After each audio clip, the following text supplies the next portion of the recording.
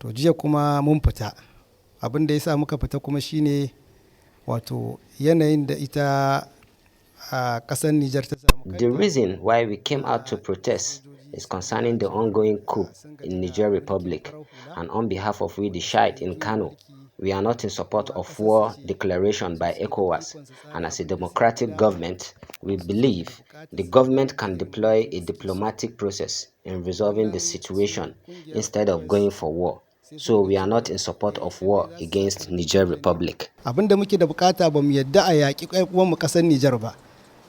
Wannan shine abin da ya fitar da mu, kuma shi isa muka zaga ko ina a ƙasar nan jiya an yi wannan muzahara saboda rashin nuna goyon bayan mu ga ita hukumar Najeriya da kuma kungiyar ECOWAS wanda shi Tinubu yake wa jagoranci dangane da kokarin a afkawa ita wannan ƙasa ta Niger.